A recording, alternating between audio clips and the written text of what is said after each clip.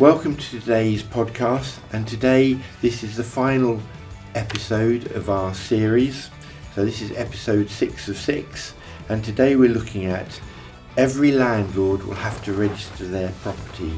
Here's why.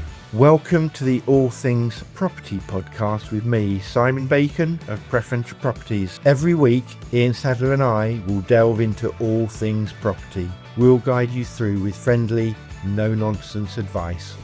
So Ian, there's been a lot of discussion about the new property portal and rules that landlords must follow. What are your thoughts? I think it has to be a good thing. I think the aim of the government's aim has been to rid the industry of rogue landlords. Not sure that it ever will achieve that, but anything that will hasten that, it has to be a good thing. If you're not doing things legally, correctly, taking advantage of tenants, excuse me, or whatever else, then you're not going to want to register on a database. So it will rid the sector of some landlords. Yeah. No, I agree. I think, in essence, if you're a landlord and you want to understand or know what this property portal actually means, let me explain.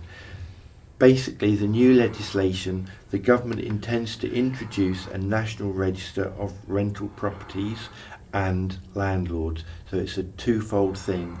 So in today's world, it's a bit like, I always think about it a bit like the DVLA, where they've brought in, if you want to know whether your car's got an MOT or is taxed and insured, you can go onto the DVLA website and put in the registration number, and it will tell you what the car is, so you can verify that. It will tell you the MOT, whether it's got a valid MOT, it will tell you whether it's got valid tax. Now, is this part of Big Brother? I don't know. There will be people who say yes it is, but ultimately what it's trying to do is to produce a database to show, similar to, has a car got a valid MOT? Is that property registered as a rental property? Does it have all the compliance? Does it have a landlord's gas safety certificate? Does it have an energy performance certificate? Does it have a valid electrical certificate? So it's putting in place, I guess, the mechanism whereby tenants and possibly letting agents will be able to look at a property on a national database and go, yep, this property is a fully compliant property. How will this affect landlords? So if you're a landlord, what does this actually mean for you? Well, it means that you will have to register yourself as a landlord, and you'll have to register each individual property that you have as a rental property. So we've talked, I suppose, in some of the previous episodes, what does this really mean? It means you have to be on top of your paperwork.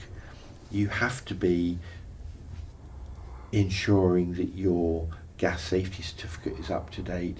Have you ever had any properties that you've managed where you've gone to rent it and the landlord hasn't realised that they've had to have a valid certificate? Or? No, short answer to that is no. Really? Yeah. I mean, if I ever go to, well, when I go to market appraisal, it's slightly different to your business, but I will always explain any certificates that the landlord has to have in place before I start to market the property. And why would anybody risk not having a gas safety certificate, an electrical installation condition report, or an EPC? If they get a problem with electrics or gas and a tenant claims against them, they're screwed. Absolutely. But, you know, I think I've talked in the previous episode where I went out to take on a property that I had already put a tenant in for that landlord 5 years ago. And when we went to remarket it, and I was saying, can you please let me have your latest gas safety cert, your electrical cert, your EPC, they weren't able to produce that because they didn't realise that the electrical certificate had an expiry date on it. They just thought that. So there's ignorance.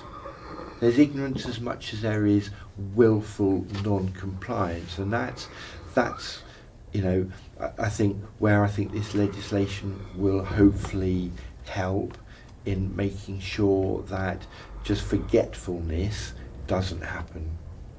But there are implications, aren't there, in terms of non-compliance, enforcement action. In the areas that you manage, do you have any is local authority licensing in place at all? No. No. See, in Birmingham, there are, a number of areas where you have to have the landlord has to have a selective license, and there is a lot of enforcement around that. I think there was concern that maybe the local authority wouldn't enforce it in that way, but what we've started seeing is that local authority are going out and actually doing inspections. Yeah, the cynical person in me would say, well, that makes more money for the council. Yes. The licence process and the does. enforcement of that process. Yeah. It's a bit like speeding tickets, isn't it? But I think the upshot is that the reason is this a good thing or a bad thing? Absolutely a good thing. Yeah, because what it does is I'm hoping and I believe that it should wheedle out those non-compliant landlords. It will. It's going to be a slow process, and I don't think we'll ever achieve the utopia that people are looking for. But it will improve the stock of licensed properties, compliant properties, from 70, 80% up to 90%, and it will wheedle out a lot of people that can't be bothered to do it. And I think one of the messages I would say, I know we talk about landlords a lot, but from a tenant's perspective, I think as a tenant you should be asking the question, is my property on the national database? That should give you some comfort. But where do you stand though, Ian, in terms of, if you are, we talk about, a lack of supply of rental properties, and the number of people that go for each one. So where do you stand if, as a tenant, you fall into that category where you are unlikely or going to find it incredibly difficult to find a rented property? How do you categorise that tenant? Well, it's difficult, isn't it? But so if you are tricky. Yes, it is. But okay, so if you don't have the right to rent in the UK, if you're here and you don't have the right to rent, but you're trying to rent a property, you can't. Well, unless you apply for a right to rent approval. But do you think that those people who don't have the right to rent, or the people who have, massively adverse credit history, which means that most landlords won't consider them, and they're not able to get local authority housing, do you think that will still lead to underground landlords? I don't know what the solution to that is. I think the more you reduce the stock of properties that are not regulated and not compliant, the more difficult it's obviously going to make for people that haven't got the rights papers in place. Where would they go? Well, the aim, I guess, would be to make all those people legal so they could apply for any property. And the aim from a landlord's perspective is to get rid of all dodgy landlords. So I can see what they're aiming at, and any change will be a good change because it can only decrease the number of bad properties or tenants that haven't got the right paperwork in place. Let me just, I guess, ask some questions. So if you're a landlord with numerous properties that you rent out, this is worth knowing, that you will have to register not only yourself but each individual property as well. If you haven't got all your safety certificates in place, you need to make sure you get those done. so that you are legally compliant. If you forget to update a safety certificate, that isn't a defence. You could end up with enforcement action if the property isn't compliant. The fact that the information is going to be on a national database, what that therefore, in my opinion, will mean is local authorities will be able to check on compliance of landlords. HMRC will be able to check whether you are a landlord, whether you receive rental income, and all of a sudden when you start to put all the pieces together, you can start to see that, you know, what this is really doing is making sure that this database, it's like data, the more data you have and the more accessible that data is, the more compliant you have to be. So I go back to that first analogy when we first started talking about this, Ian, was, you know, DVLA, the number of cars that get stopped now because they don't have valid tax and valid MOT, even though, and for many people they won't even remember this. Do you remember the days when you had to have a tax disc in your car? Do you remember that? I'm far too young, but you might. I do remember it, but you don't have that. And I remember when that first came out, when they first, you know, said you don't need to have a tax disc. I'm sure there were lots of people who thought, fantastic, how is anyone ever going to know whether my car's taxed?